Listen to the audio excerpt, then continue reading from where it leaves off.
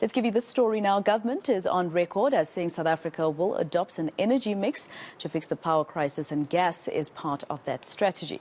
But there are those opposed to this move, and the proposed 2,000 megawatts gas power plant at the Richards Bay Industrial Development Zone.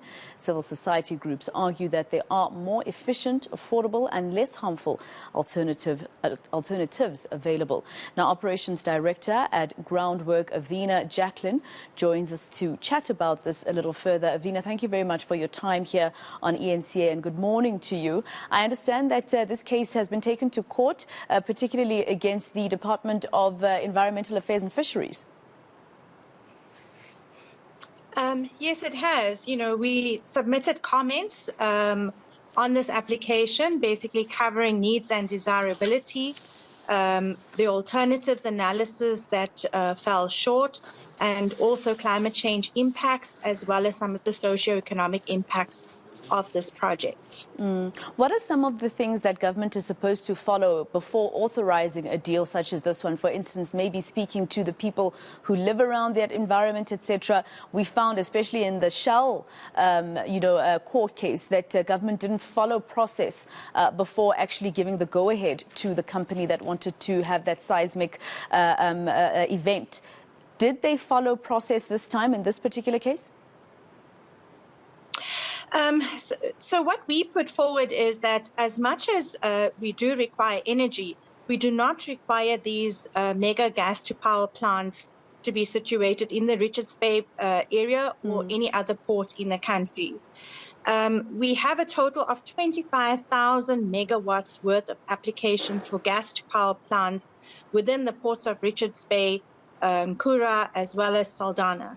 And this is, it's basically, it's not needed. There have been a number of studies, including with the Meridian Report and the Rocky Mountain Institute, that actually prove that we do not need gas to supply baseload, and it's not needed in this decade.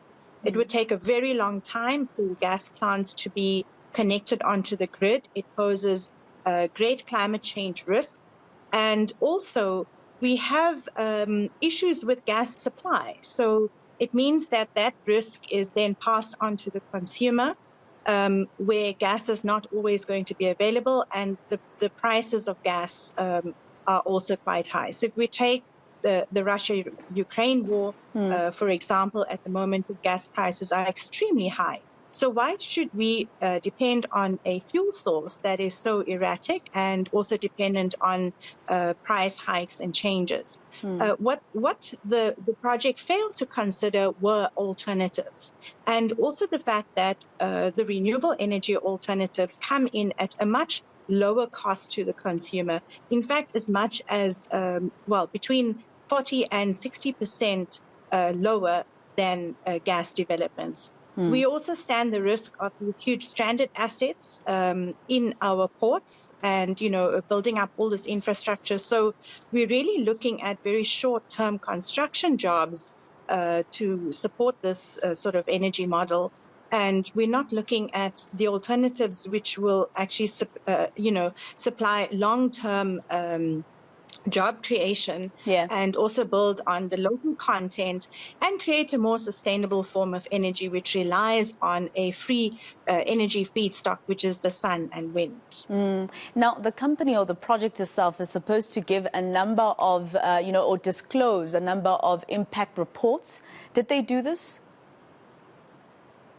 So we found that the impact studies were quite flimsy. They did not go into, for example, the fact that there will be about 5 million tons of CO2 equivalent emitted annually. So if you had to compare this gas development with coal in the long term, it is actually much more polluting in terms of greenhouse gas emissions than coal.